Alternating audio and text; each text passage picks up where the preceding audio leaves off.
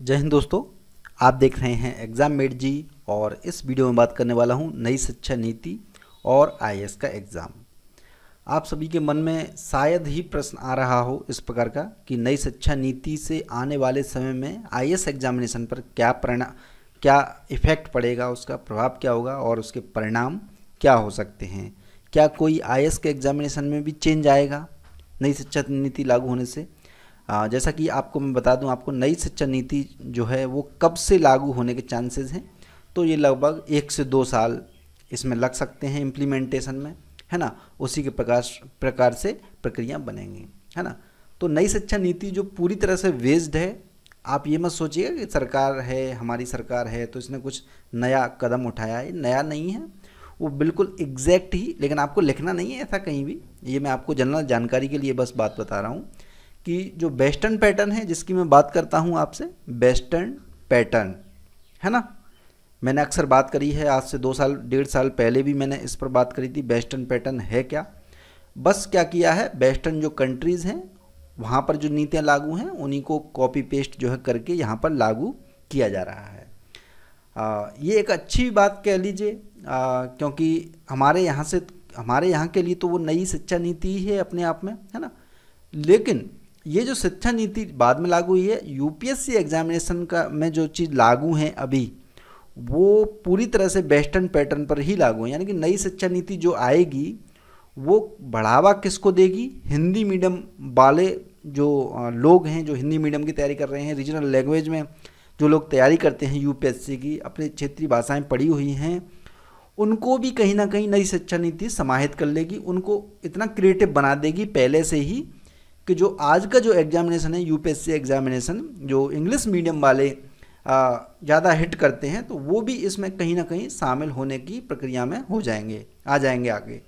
ठीक है, इतना इफेक्ट पड़ने वाला है यूपीएससी एग्जामिनेशन में। जैसा कि आपने देखा होगा, पढ़ा होगा, जो भी मैंने चीज़ें दी थी आप लोगों को नई शिक्षा नीति में, 6 क्लास से ही बच्चे को क्या किया जा रहा है, क्रिएटिव बनाने का प्रयास किया रहा है। जिसमें इंटरेस्ट है वहाँ से डेवलप किया जाएगा, है ना। चाहे कोई व्यक्ति कुछ भी सीखना चाह रहा है, पढ़ना चाह रहा है, कोई व्यक्ति ग्रेजुएशन किया है, नहीं किया है, सर्टिफिकेट मिल रहे हैं, ठीक है, ग्रेजुएशन कंप्लीट नहीं है, फिर भी उसको ड्रॉप आउट नहीं माना जाएगा, उसे कुछ ना कुछ सर्टिफिकेट दिया जाएगा।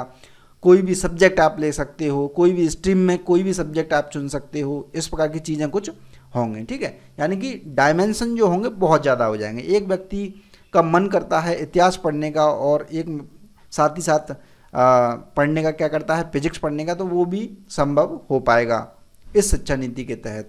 इसी प्रकार से आपको आईएएस के एग्जामिनेशन में पहले से ही ये चीज़ें मेंशन है, बहुत डायमेंशंस पहले से ही हैं मौजूद। तो नई शिक्षा नीति से जो फर्क पड़ेगा वो नए बच्चों को पड़ेगा। जो नए बच्चे होंगे, नई जनरेशन होंगी, चाहे वो हिंदी मीडियम की हो, जो कि रिजल्ट यूपीएससी में नहीं आ पा रहे हैं। कारण क्या है, यही है, ये पूरा वेस्टर्न पैटर्न पर बनाया हुआ है पहले से ही, ठीक है।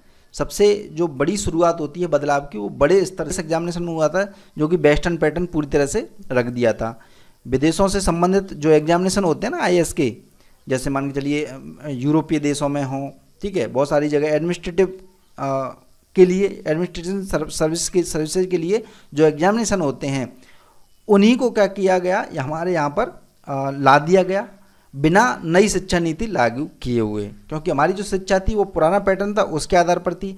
अब जो नई शिक्षा नीति है, नई शिक्षा की जो नींव रखी जाएगी हमारे बच्चों में, वो अभी जो पैटर्न है उसके आधार पर वो अच्छे ढंग से काम करेगी। तो ये अक्सर मैं बताता रहा हूँ, बार बार बताता रहा हूँ।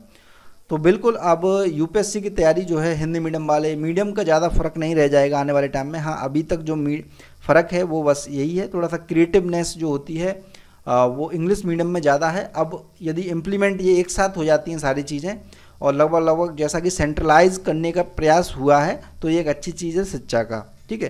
क्योंकि राज्य क्या करते हैं, अपने अपने स्तर से चीज़ें बना देते हैं, बोर्ड बना देते हैं, और भले ही बोर्ड बने रहें, कम से कम जो शिक्षा से संबंधित चीज़ें हैं उनको कम से कम एकाग्र किया जाए, एक जगह किया जाए, तो वो बेहतर है।